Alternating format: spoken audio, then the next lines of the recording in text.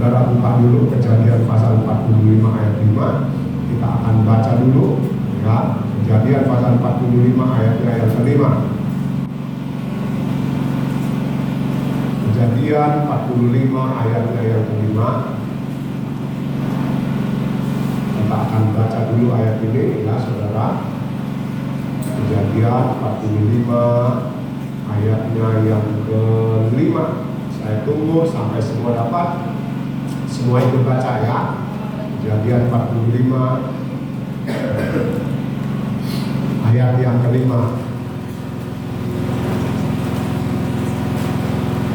Kalau sudah dapat, kita baca sama-sama ayat 5 dari Kejadian pasal 5. Sudah dapat semua? Baca sama-sama ya, semua ikut baca ayat 5 pasal 45 Kejadian.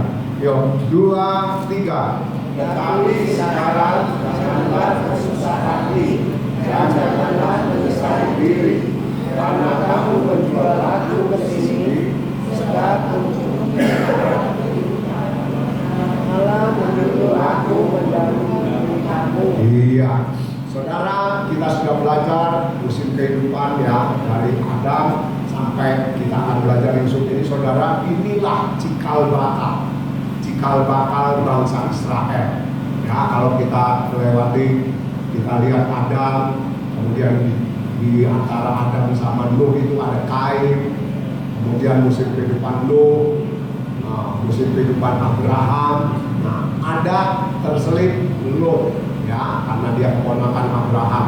Nah, jadi kita lihat habis ada kehidupan Lot, ada kehidupan Ishak, Yakub, dan kita mau lihat bahwa kehidupan Yusuf.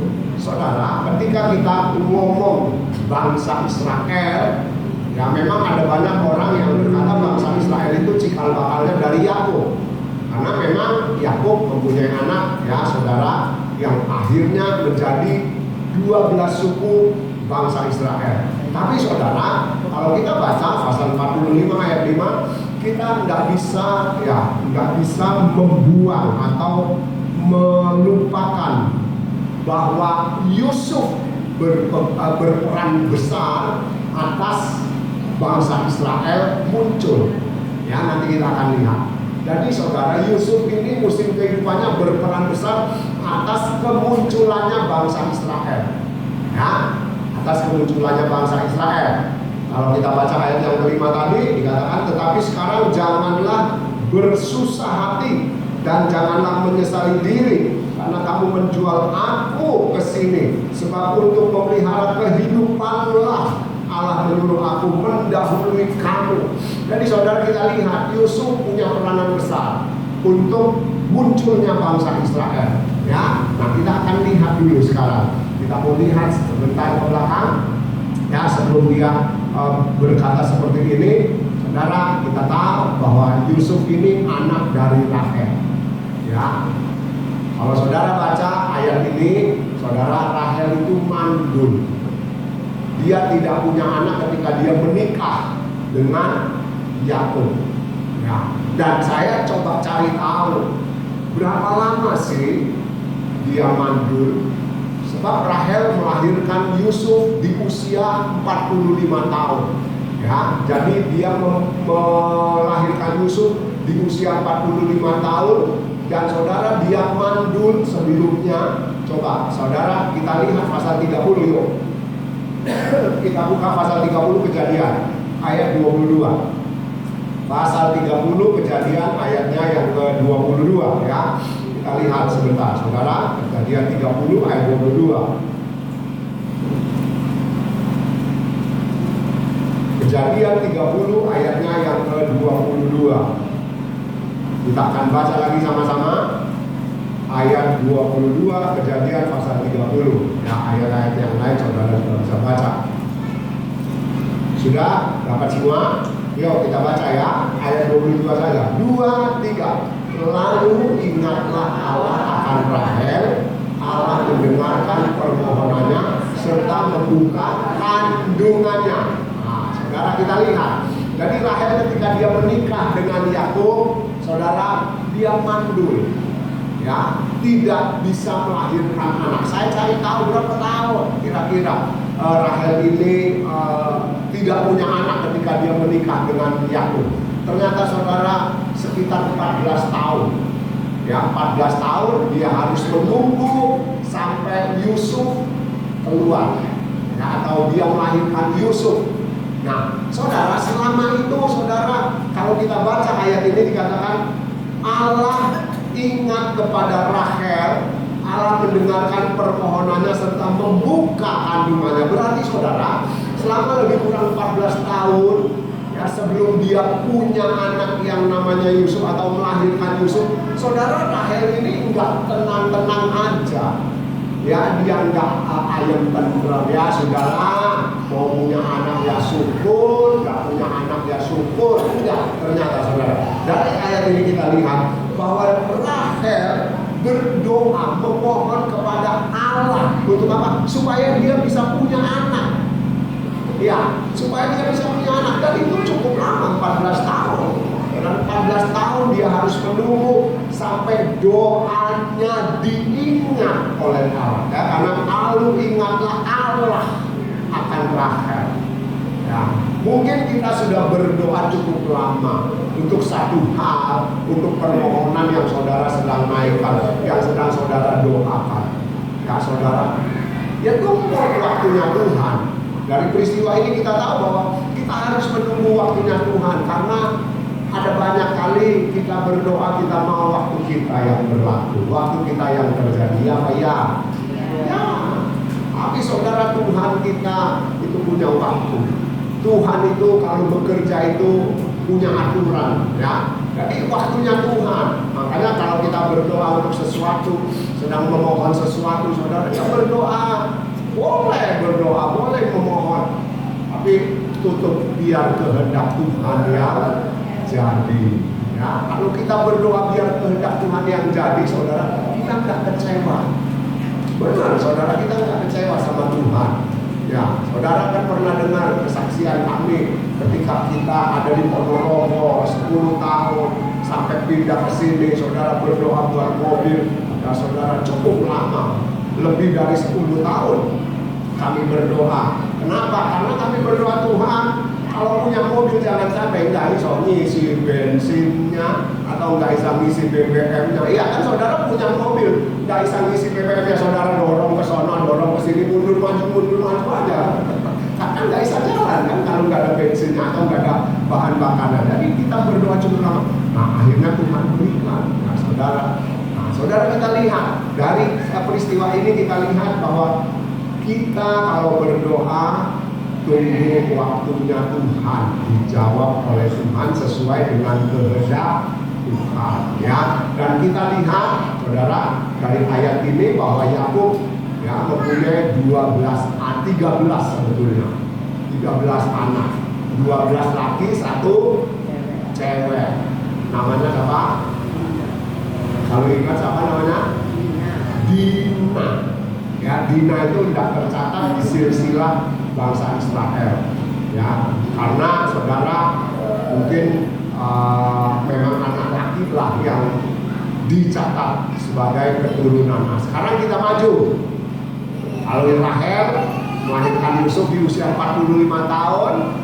Nah, kita lihat Yusuf anak kesayangan. Nah, kita buka Kejadian 37 ayat 2 dan 3. Yuk, kita buka ya. Dia dilahirkan di usia Yakub. Kalau saudara lihat itu Rahel umur 45, Yakub ketika punya anak Yusuf ini umurnya cukup tua, 91 tahun. Jadi perbedaan umurnya cukup banyak. Ya saudara, ya karena memang orang zaman dulu seperti itu. Ya, Kejadian 37 ayat 2 dan 3. Yuk kita lihat ya. Kita belajar firman Tuhan ayat 2 dan 3 Kejadian 37. Saudara baca ayat 2, saya baca ayat 3 ya. Saudara baca ayat 2 Kejadian 37, saya baca ayatnya yang ketiga. Ya, siap? Dapat semua? Baca ya, mulai 2, 3. Inilah Yusuf tak kalah berumur 13 tahun, jadi masih muda, biasa mempekerjakan kambing domba.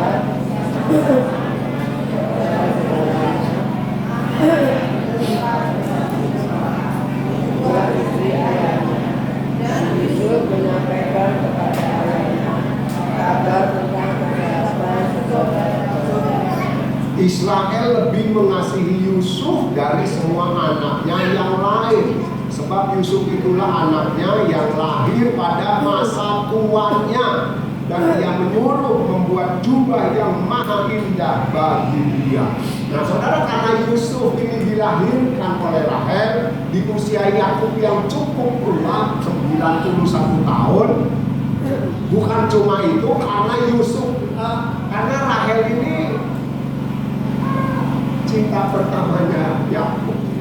Ya, dia mencintai Rahel, tapi dia karena dia sempat berbohong kepada ayahnya, dia harus tuai, dia harus terima apa yang dia kabur.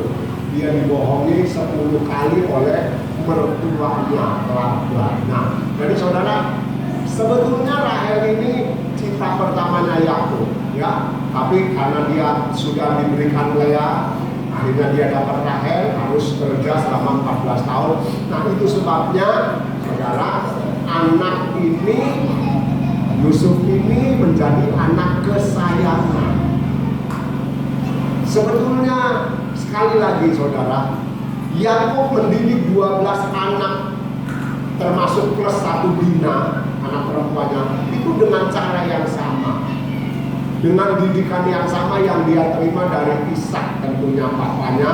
Ya, Ishak menerima dari Abraham. Nah, itu didikan yang dia terima, itu dia terapkan juga supaya anak-anaknya juga menjadi anak-anak yang percaya Tuhan, yang takut akan Tuhan, yang taat kepada Tuhan.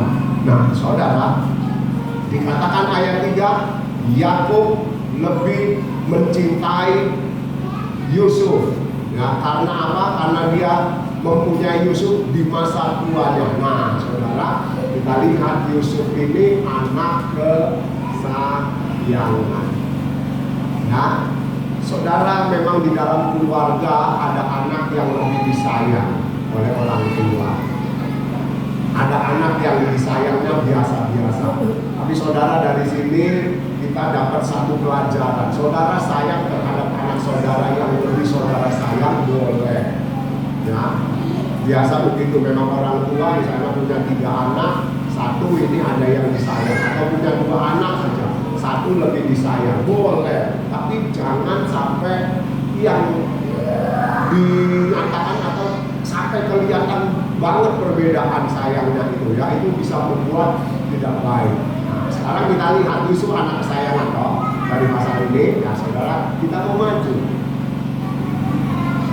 Saudara, kita lihat ayat 4, saya akan baca buat saudara. Setelah dilihat oleh saudara-saudaranya bahwa ayahnya lebih mengasihi Yusuf dari semua saudaranya, maka bencilah mereka itu kepadanya dan tidak mau menyapanya dengan ramah. Kalau saudara baca ayat 2, kakak-kakaknya ini sering berbuat tidak baik kepada Yusuf. Yusuf laporan kepada papanya, ya, memberitahu papanya kalau kakak-kakaknya ini sering berbuat tidak baik kepada dia. Nah, saudara, kita lihat ketika Yusuf semakin disayang oleh Yakub, Yakub menunjukkan sayangnya kepada Yusuf dengan cara membuatkan baju yang maha indah. Itu menjadi penyebab Yusuf dibenci. Saudara, Yusuf dibenci, ya, dikatakan maka bencilah mereka kepadanya. Saudara, kalau saudara baca ayat 8, pasal 37 ayat 8, kita lihat ayat 8. Lalu saudara-saudaranya berkata kepadanya, apakah engkau ingin menjadi raja atas kami? Apakah engkau ingin berkuasa atas kami? Jadi makin bencilah mereka kepadanya karena mimpinya dan karena perkataannya itu. Ya, kita tahu Yusuf pernah mimpi melihat berkas gandum, kemudian melihat bulan bintang yang dia punya dihormati oleh ayahnya, oleh saudaranya. Berkas gandum itu juga hormat kepada berkas gandumnya. Itu membuat kakaknya semakin benci. Ayat 4 katakan, maka kakak-kakaknya ini, saudaranya, membenci Yusuf. Tapi ayat 8 dikatakan semakin dibenci. Meningkat, ya saudara, kakaknya membenci Yusuf. Ayat 8 semakin membenci. Jadi ada peningkatan rasa benci itu. Kenapa? Karena Yakub lebih sayang kepada Yusuf.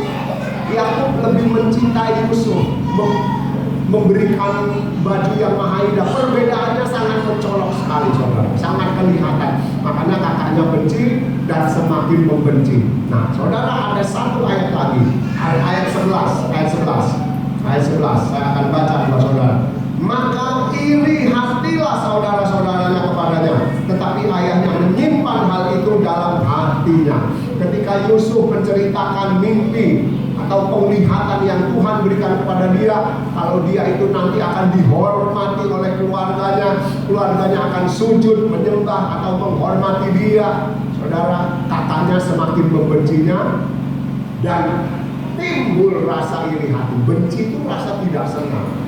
Ya, saudara, kalau iri hati itu, saudara, perasaan cemburu yang disertai rasa benci. Jadi iri hati itu perasaan cemburu, benci dicampur cemburu, ya, jadi iri hati. Nah, kita lihat ada peningkatan rasa tidak senang kakaknya kepada Yusuf sampai iri hati, sampai membenci, ditambah rasa cemburu kepada Yusuf. Saudara, kita lihat meningkat. Penyebabnya itu adalah papaannya. Penyebabnya itu Yakub yang menunjukkan perbedaan secara nyata. Nah, kisah mimpinya Yusuf, kalau kita baca ayat 11 dikatakan itu disimpan di dalam hatinya Yakub, papanya. Yakub simpan, papanya simpan mimpi ini, ya, yang ada di hatinya ini disimpan. Yusuf cerita, dia simpan di hati. Ya, atau dengan kata lain, kalau disimpan di hati itu, Yakub sedang menunggu kira-kira apa yang akan terjadi dengan mimpi Yusuf. Nah, ya, kita mau maju. Kita melihat penyebab Yusuf dibenci adalah ayahnya atau Yakub yang membedakan rasa sayang yang sangat nyata, ya. Nah, kemudian saudara, sesudah dia dibenci, saudara, timbul rencana pembunuhan. Nah, saudara, tidak lihat, ya, meningkat kan Kejadian 37, ya, Kejadian 37 ayat 18, ya, ayat 18 saya akan baca, itu sampai 20 saya baca ayat 18. Dari jauh ia telah kelihatan kepada mereka, tetapi sebelum ia dekat pada mereka telah bermufakat mencari daya untuk membunuhnya. Satu kali kakak-kakaknya sedang menggembalakan ternak milik ayahnya, ya, Yusuf disuruh kirim makanan. Yusuf, kamu bawa makanan ini, berikan kepada kakak-kakakmu supaya mereka makan. Atau dikirimin bekal, ya, Yusuf yang diutus untuk mengirimin bekal untuk kakak-kakaknya yang sedang ada di padang penggembalaan. Nah, saudara, ketemulah dengan kakak-kakaknya yang sedang menggembalakan ternak ini. Kakak-kakaknya yang pertama sudah benci, semakin benci, dan disertai dengan iri hati, marah, cemburu, ya, tidak suka kepada Yusuf. Makanya ketika Yusuf datang bawa makanan sekalipun, Yusuf ini datang bawa makanan, saudara. Dia diutus papanya, mamanya untuk ngirim makanan. Tapi karena sudah iri hati, ya, kakak-kakaknya ini berencana untuk membunuh Yusuf. Kalau saudara baca kisah itu, saudara, ya, ini akibat kebencian yang muncul, dibiarkan jadi iri hati, jadi cemburu, jadi marah dan sebagainya, campur aduk jadi satu, sampai dia akhirnya mau dibunuh itu. Nah, tapi saudara, kalau saudara baca kisah itu, dia terselamatkan, ya, terselamatkan oleh Ruben, anak paling besar daripada Yakub, ngomong, jangan kita membunuh darah daging kita sendiri. Maksudnya masih keluarga. Jangan kita berbuat jahat, ya. Akhirnya saudara, ketika Ruben ngomong begitu, mereka mengikat Yusuf, dicemplungin di sumur kosong atau sumur yang tidak berair. Nah, saudara tidak tahu cerita itu seperti apa. Waktu Yusuf ada orang Ismail, ya saudara, ada orang Ismail. Orang Ismail ini, saudara, dari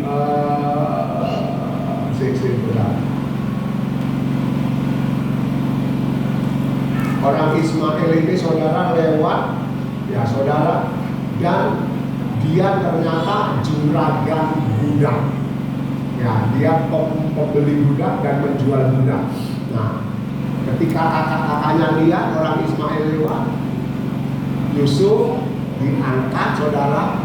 Yehuda juga bilang, ayo kita jual aja daripada dibunuh. Yehuda juga tidak senang, tidak suka kalau Yusuf ini dibunuh. Jadi dia yang usul, ayo kita angkat, kita jual jadi budak kepada orang Ismail. Nah, saudara, dijuallah Yusuf. Peristiwa ini, saudara, Ruben tidak ada. Ruben tidak ada. Nggak tahu Ruben kemana, nggak ditulis, nggak dikisahkan di Alkitab Ruben kemana. Tapi saudara, ketika dia datang, dia lihat sumur, Yusuf sudah nggak ada.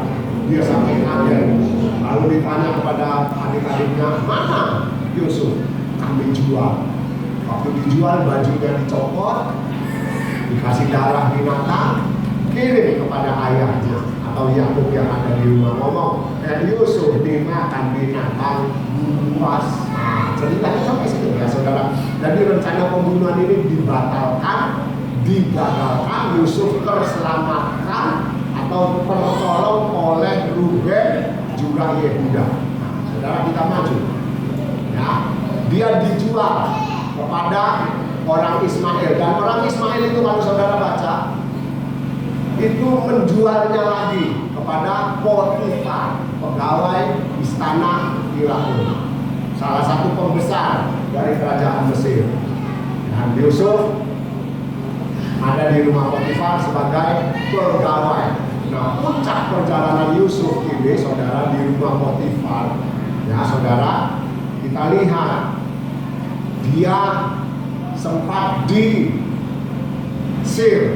ya, disenangi oleh istrinya Potifar atau Nyonya Po, ya, senang kepada Yusuf. Sampai kita tahu kisahnya, Yusuf ingin diajak berbuat dosa, berzina, untuk tidur dengan Yusuf, tapi Yusuf menolaknya, dan pada akhirnya dia difitnah. Yusuf difitnah bahwa Yusuf ingin memperkosa Nyonya Po atau nyonyanya, ya, istri daripada Potifar. Padahal enggak, sampai dia dimasukin ke penjara. Ya, ini kisah yang kita terus ikuti sampai penjara, saudara. Dia sekitar 2 tahun. Ya, saudara, ada pegawai Firaun yang dipenjarakan, pejabat minuman dan pejabat makanan, yang membawa makanan untuk raja dan membawa minuman untuk raja. Nah, dua-duanya mimpi. Mereka berdua ini mimpi. Kemudian Yusuf mengartikan arti mimpi yang ada. Nah, dikatakan nanti 3 hari lagi kamu pejabat minuman akan dikembalikan ke pekerjaanmu dan kamu akan kerja lagi di istana. Oh, pejabat makanan ini yang bawa makanan untuk Firaun begitu. Kok mimpinya bagus ya? Artinya bagus. Jadi dia juga cerita, kalau gitu sama, saya juga mimpi. Saya lagi bawa makanan, datang burung makan, ambil makanan yang saya bawa. Kira-kira apa arti mimpi? Yusuf bilang sama, 3 hari lagi kamu akan dipanggil oleh Firaun, tapi bukan untuk kerja, melainkan digantung, mati, ya, digantung. Ya saudara, dan itu terjadi. Itu terjadi. Inilah puncak perjalanan kehidupan Yusuf. Dia mengartikan mimpi dari 2 pegawai itu, tetapi saudara, dia dilupakan. Pasal 40 ayat 23 ini, saudara, ya, pasal 40 ayat 23. Tetapi Yusuf tidaklah diingat oleh kepala juru minuman itu, melainkan dilupakannya. Karena Yusuf sudah pesan, kalau nanti kamu kerja lagi, jadi pegawai kerajaan lagi, tolong ingat kepadaku. Aku di penjara ini bukan karena aku sudah melakukan kejahatan, tapi aku difitnah. Aku tidak bersalah, aku tidak berdosa, aku di penjara di tempat ini. Tolong ingat kepadaku supaya aku bisa keluar dari penjara. Nah, saudara, pejabat minuman ini lupa. Kalau saudara baca 2 tahun, 2 tahun, saudara, dia dilupakan oleh pegawai Firaun yang membawa minuman itu. Tapi saudara, jalan Tuhan memang lain, ya saudara. Kalau kita baca, saudara, di kisah ini, ya, akhirnya saudara di Kejadian 41 ayatnya yang ke-40 itu, saudara, Firaun mimpi, dia sudah panggil semua orang pintar di Mesir, orang yang bisa menafsirkan mimpi, ahli nujum, ya, ahli nujum, orang-orang paranormal, kalau sekarang paranormal, dipanggil semua. Firaun ini cerita ini, aku mimpi, aku melihat lembu yang gemuk sama yang kurus 7 ekor. Kurus 7, yang gemuk 7. Tapi lembu yang kurus ini makan lembu yang gemuk. Sesudah dimakan, tubuhnya nggak jadi gemuk, tetap kurus. Nah, mimpi yang kedua, aku melihat berkas-berkas gandum, ya, yang gemuk-gemuk. Kemudian ada berkas-berkas gandum yang kurus-kurus. Ini juga dimakan sama berkas gandum yang kurus. Tapi berkas ini tidak jadi bertambah. Apa arti mimpiku? Ya tanya kepada ahli nujumnya, kepada paranormalnya, kepada orang pinternya, kepada orang tua istilahnya. Ya, ternyata saudara, semua yang dipanggil nama Firaun ini nggak ada yang bisa mengartikan. Sampai Firaun mempunyai satu tekad, bunuh semua mereka ini karena mereka nggak berguna, nggak ada artinya. Tapi saudara, tiba-tiba pejabat minuman yang tadi diceritakan arti mimpinya oleh Yusuf dan dia dikembalikan ke pekerjaannya oleh kerajaan, dia bilang, aduh iya, saya baru ingat, katanya, di penjara ada yang namanya Yusuf, mengartikan mimpiku, dan itu jadi kenyataan. Itu jadi bukti bahwa apa yang dia utarakan, apa yang dia artikan, itu dialami oleh hamba-Mu. Dia cerita kepada raja. Raja panggil Yusuf, suruh keluar, suruh mandi, cukur, kasih baju bagus. Terus Raja Firaun cerita. Dia ceritakan, ini arti mimpiku apa? Tolong kasih tahu apa arti mimpiku. Nah, Yusuf ceritakan, kita semua tahu bahwa anak ada kelaparan 7 tahun kelimpahan, 7 tahun kelaparan. Jadi tuanku raja harus membangun gudang, menyimpan bahan makanan yang 7 tahun ini berlimpah untuk 7 tahun ke depan masa kelaparan. Silakan tuanku cari orang yang berhikmat. Singkat cerita, kita tahu orang yang berhikmat yang dipilih oleh Raja Firaun, Raja Mesir itu adalah Yusuf. Dia bilang, tidak ada orang yang seperti kamu yang aku pilih jadi orang kepercayaan, orang kedua di istana. Cuma singgasanaku, ya, cuma tahtaku ini yang kamu tidak bisa utik-utik, yang kamu nggak bisa menguasainya. Tapi semua yang ada di kerajaan Mesir, tidak ada seorang pun yang tidak melewati engkau. Jadi semua urusan Mesir, kerajaannya semua harus lewat Yusuf. Tidak boleh tidak, semua. Cuma tahtaku yang aku miliki, yang lain silahkan kamu aku. Karena penglihatan dari Yusuf, ya, yang dia ceritakan kepada papanya, kepada kakak-kakaknya itu digenapi. Dan tadi pasal 45 kita sudah baca. Jangan susah, jangan sedih, jangan menyesal. Kamu menjual aku berlaku seperti itu. Aku ada di Mesir untuk memelihara satu bangsa, dan bangsa itu adalah bangsa Israel. Saudara, kita lihat. Jadi perjalanan hidup Yusuf, saudara, dia tidak melewati perjalanan yang mulus-mulus. Karena tema kita ada Tuhan di setiap musim hidupku. Yusuf pun dia alami ada Tuhan di setiap musim hidup yang dia jalani. Ya, waktu dia ada di rumah memang dia jadi anak kesayangan.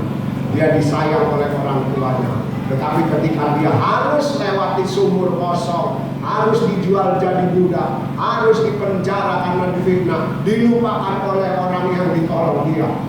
Itu saudara namanya proses. Ya, tapi pada akhirnya ternyata tetap ada Tuhan dan dia jadi orang yang memang dihormati di Mesir, dan sejarah mencatatnya. Saudara bisa cari ya sejarah Mesir soal Yusuf, saudara bisa baca kisahnya itu. Saudara, kita lihat ya bahwa apa yang Tuhan berikan kepada Yusuf lewat mimpi, lewat penglihatannya itu digenapi. Tapi memang dia harus nunggu. Kalau saudara tadi baca, perhatikan usia dia ketika dia ceritakan mimpinya umur 17, dan dia jadi perdana menteri orang kedua di kerajaan Mesir, usianya 30 tahun. Jadi dia menunggu 13 tahun, mimpi penglihatan yang dia lihat, yang dia terima dari Tuhan itu dinyatakan oleh Tuhan. Jadi saudara, tiada yang mustahil bagi Tuhan Yesus. Ya, apapun saudara yang sedang saudara doakan, berdoalah silakan, tapi tunggu waktunya Tuhan. Kalau kita diproses harus lewat perjalanan hidup yang gak enak, jalani aja, karena tetap ada Tuhan di setiap musim hidup kita. Kalau kita tetap bersama Tuhan, ya, kita mau saudara supaya apa yang dialami oleh Yusuf, mungkin saudara tidak mimpi seperti Yusuf, enggak ya. Tapi apa yang dialami oleh Yusuf, dia lewati perjalanan yang tidak menyenangkan, itu terus dia jalan dia lewati bersama Tuhan sampai pada akhirnya dia menikmati apa yang dijanjikan Tuhan, bahwa Tuhan tetap bersama dengan dia. Tuhan berkati.